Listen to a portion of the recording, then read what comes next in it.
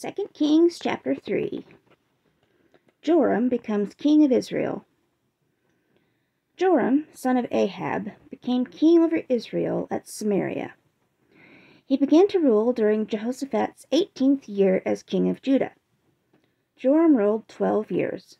He did what the Lord said was wrong, but he was not like his father and mother, because he removed the pillar that his father had made for worshipping Baal.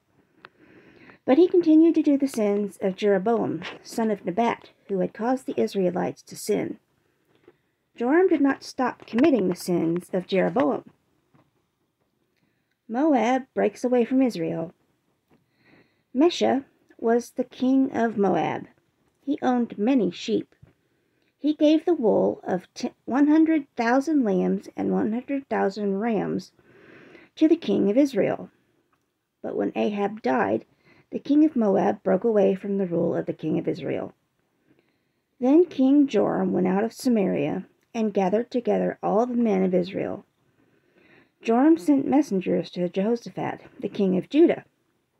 Joram said, "The king of Moab has broken away from my rule. Will you go with me to fight against Moab?" Jehoshaphat said, "Yes, I will go with you.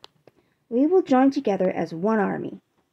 My people will be like your people, and my horses will be like your horses." The three kings asked Elisha for advice. Jehoshaphat asked Joram, "Which way should we go?"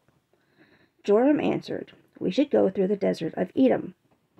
So the king of Israel went with the king of Judah and the king of Edom.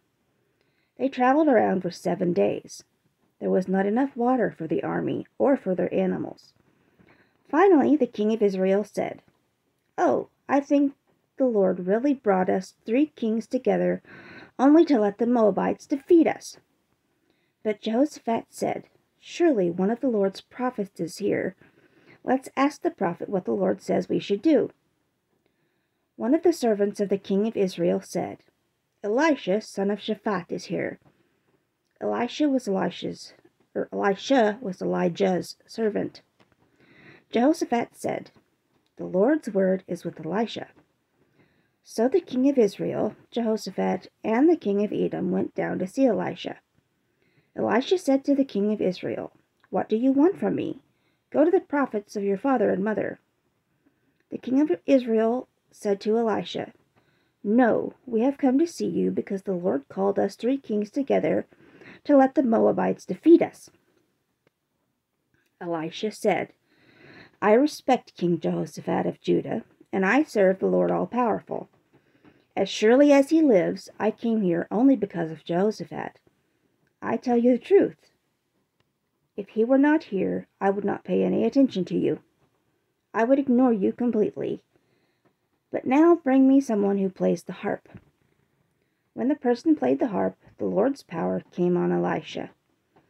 Then Elisha said, "This is what the Lord says. Dig holes in the valley." Yes, this is what the Lord says. "You will not see wind or rain, but that valley will be filled with water. Then you and your cattle and other animals will have water to drink." This is an easy thing for the Lord to do. He will also help you defeat the Moabites. You will attack every strong city and every good city. You will cut down every good tree. You will stop up all the springs of water. You will ruin every good field with stones. In the morning, at the time for the morning sacrifice, water began flowing from the direction of Edom and filled the valley. The Moabites heard that the kings had come up to fight against them. So they gathered together all the men old enough to wear armor and waited at the border. The Moabites got up early that morning. The rising sun was shining on the water in the valley, and it looked like blood to the Moabites. They said, "Look at the blood. The kings must have fought against each other. They must have destroyed each other. Let's go take the valuable things from the dead bodies." The Moabites came to the Israelite camp, but the Israelites came out and attacked the Moabite army. The Moabites ran away from the Israelites. The Israelites followed them into Moab to fight them. The Israelites destroyed the cities. They threw their stones at every good field in Moab. They stopped up all the springs of water and cut down all the good trees. The Israelites fought all the way to Kir Hareseth. Apologies. The soldiers surrounded Kir Hareseth and attacked it too.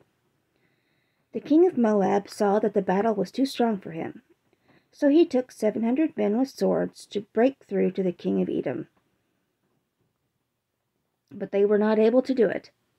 Then the king of Moab took his oldest son, who would become the next king after him. On the wall around the city, the king of Moab offered his son as a burnt offering.